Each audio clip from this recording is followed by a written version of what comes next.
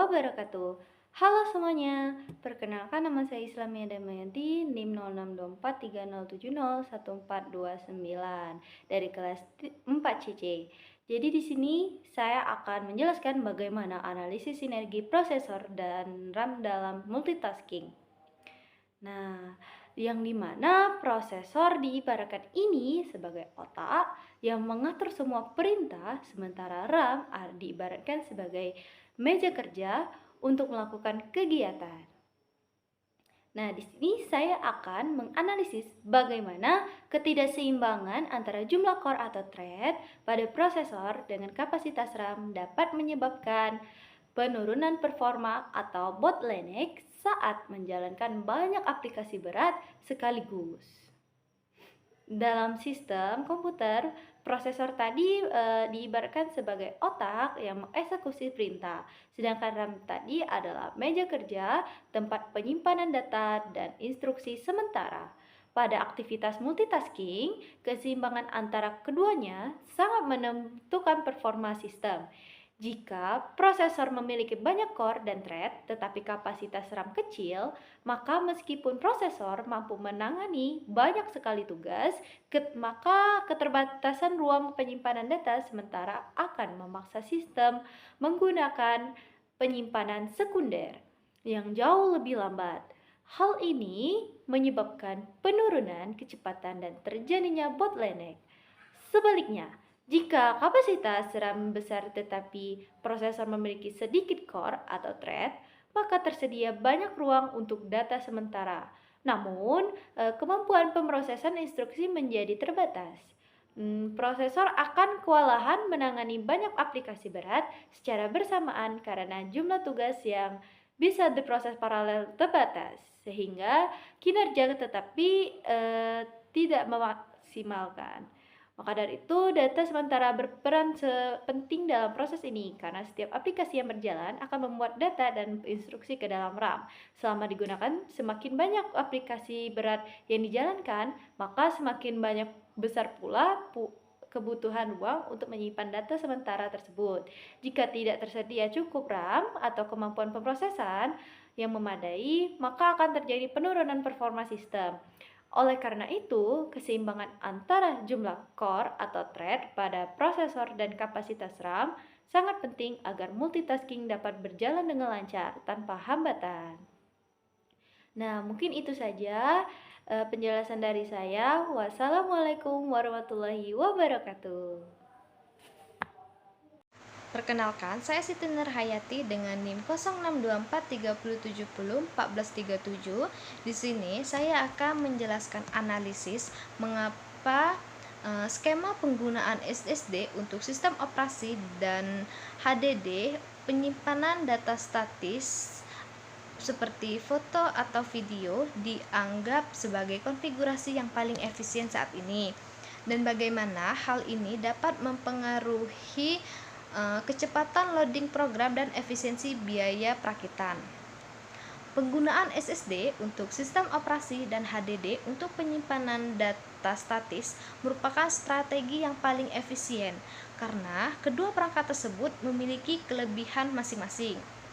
Nah, untuk SSD, ia memiliki kecepatan baca dan tulis data yang jauh lebih tinggi dibandingkan dengan HDD karena ia tidak menggunakan komponen mekanik, sehingga saat proses booting sistem operasi dan saat membuka aplikasi ia menjadi lebih cepat. Sedangkan kalau untuk HDD, ia memiliki kapasitas penyimpanan yang lebih besar dengan harga yang lebih terjangkau, sehingga HDD ini cocok digunakan untuk menyimpan data statis seperti foto dan video.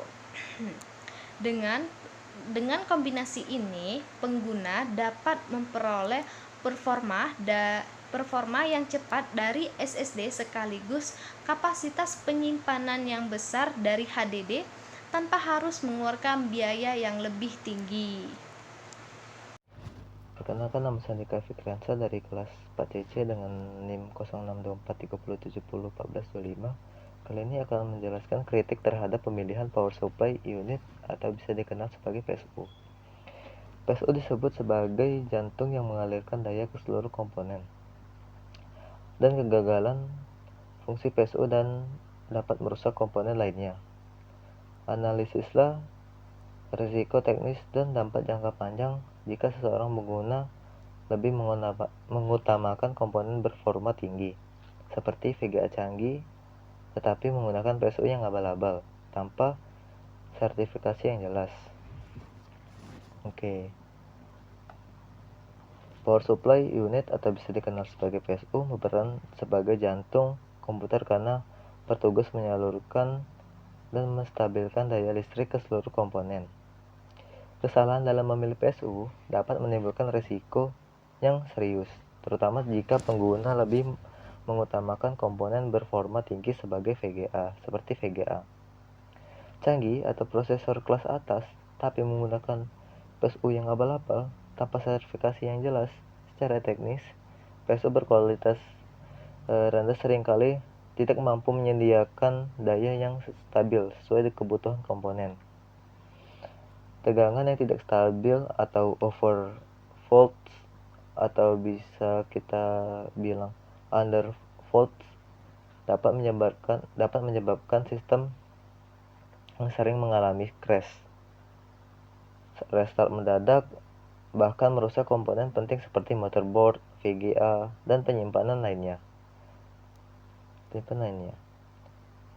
Selain itu, PSU dapat proteksi yang memadai OFP, UFP, SCP, OEP. Berisiko menyebabkan konslet dan kerusakan permanen pada perangkat keras. Dampak jangka panjang dari penggunaan PSU yang abal-abal juga sangat merugikan komponen yang terus-menerus menerima suplai daya yang tidak stabil. Akan mengalami penurunan umur pakai. Hal ini tidak meningkatkan biaya perawatan dan penggantian komponen di masa depan, sehingga secara ekonomi justru lebih boros dibandingkan membeli PSU berkualitas lebih mahal. Sertifikasi 80+ menjadikan faktor krusial karena menunjukkan tingkat efisiensi PSU dapat mengubah daya listrik dari sumber menjadi daya yang digunakan komponen. PSU sertifikasi 80+, bronze, silver, gold, platinum memiliki efisiensi yang lebih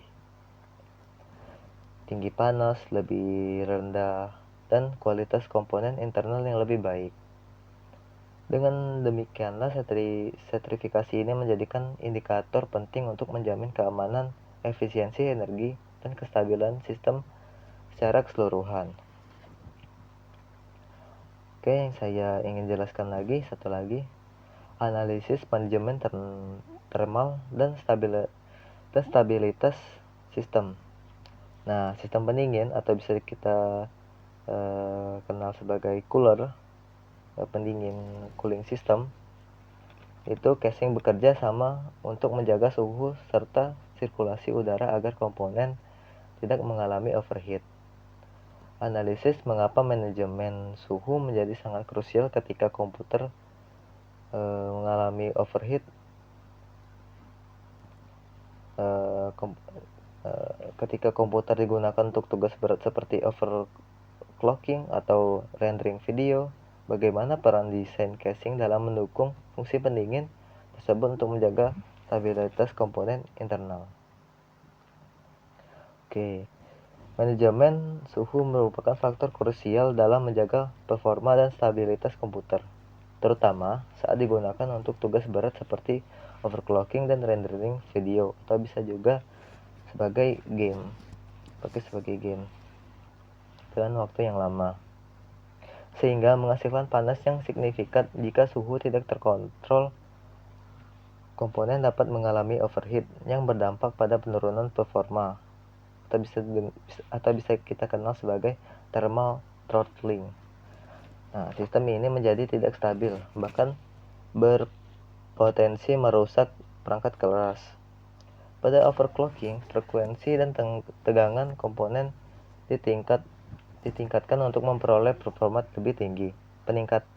Peningkatan tegangan ini secara langsung menaikkan produksi panas, Nah, tanpa sistem pendingin yang memadai, suhu akan cepat melampaui batas aman dan menyebabkan crash atau kerusakan permanen.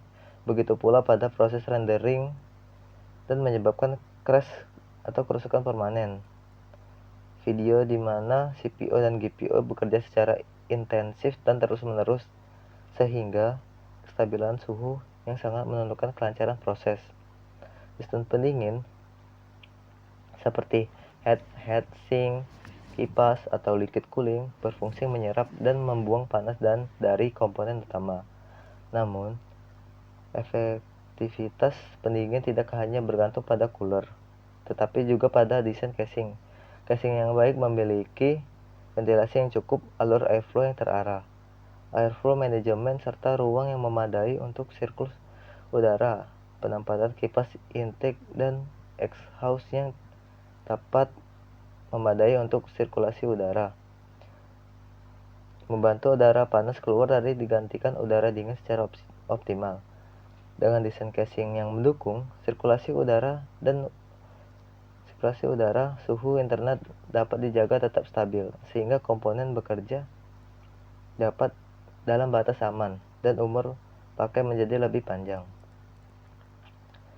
Kesimpulannya, manajemen thermal yang baik melalui kombinasi sistem pendingin dan desain casing yang tepat sangat penting untuk menjaga stabilitas performa dan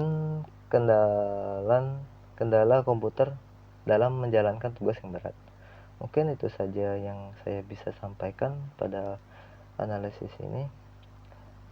Oke, sekian dari saya. Terima kasih.